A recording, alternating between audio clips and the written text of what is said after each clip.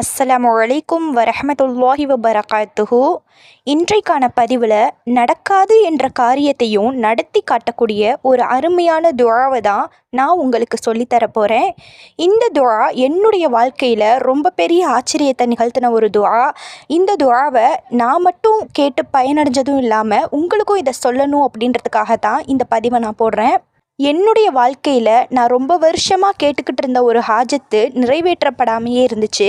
அந்த நேரத்தில் தான் இந்த துஆவை நான் 11 நாள் தான் ஓதினேன். அல்லாஹு சுபஹானு தாலா நான் இதை ஓதி என்னுடைய விரிப்பை விட்டு எந்திரிச்ச உடனேயே எனக்கு அந்த ஹாஜத்தை நிறைவேற்றி கொடுத்தான். சுபஹான் அல்லாஹ். அதை நினைக்கும் போது இன்றைக்கும் என் கண்கள் கலங்கும். அந்த அளவுக்கு பவர்ஃபுல்லான துஆ. இந்த துஆவை முழு மனசோடு நம்ம சொன்னோம் அப்படின்னா எப்பேற்பட்ட ஹாஜத்துக்களாக இருந்தாலும் அல்லாஹு தாலா கண்டிப்பாக நிறைவேற்றி கொடுப்பான். இந்த துஆவை நபி யூனுஸ் அலைஹிவஸல்லம் அவங்க மீனுடைய வயிற்றுக்குள்ளே இருக்கும்போது அல்லாஹ்விடத்தில் கேட்டாங்க.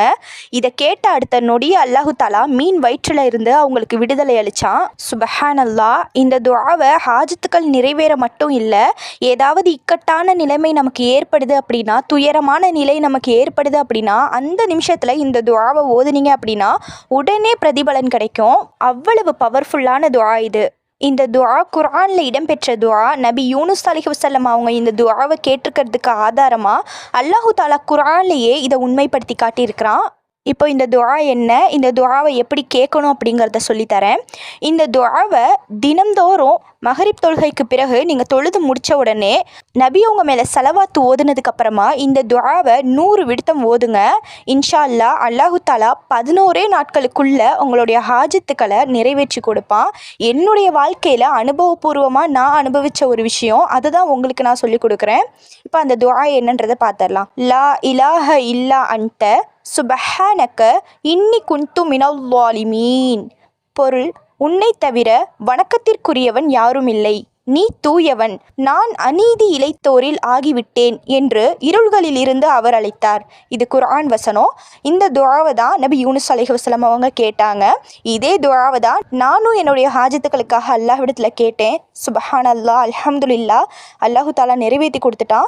நீங்களும் இந்த துஆவை நான் சொல்லி கொடுத்த மாதிரியே செஞ்சு பாருங்கள். கண்டிப்பாக உங்களுடைய ஹாஜத்துக்கள் எப்பேற்பட்டதாக இருந்தாலும் பல வருடங்களாக இது நடக்காதா அப்படின்னு சொல்லி நீங்கள் ஏங்குறீங்க அப்படின்னா இந்த துஆவை கேட்டுட்டு நீங்கள் அந்த விஷயத்தை கேளுங்க. கண்டிப்பாக அல்லாஹு தாலா உங்களுக்கு பதில் கொடுக்காமல் இருக்க மாட்டான். இன்னும் நான் சொன்ன மாதிரி ரொம்பவே நெருக்கடியான நிலையில் நீங்கள் இருக்கிறீங்க அப்படின்னாலும் இந்த துஆவை ஓதுங்க. உடனுக்குடனே அல்லாஹுடைய உதவியை தேடி தரக்கூடிய துஆ இது. இன்னும் நிறைய பேருக்கு இந்த துஆ மூலமாக பலன் கிடைச்சிருக்குது. நீங்களும் நம்பிக்கையோட இந்த துஆவை ஓதுங்க. அல்லாஹு சுப்ஹானஹு தஆலா உங்களுடைய ஹாஜத்துக்களையும் சீக்கிரமாகவே நிறைவேற்றி கொடுப்பான். இன்னொரு பயனுள்ள பதிவில் சந்திக்கிற வரைக்கும் அனைவருக்கும் அஸ்ஸலாமு அலைக்கும் வரஹ்மத்துல்லாஹி வபரகாத்துஹு.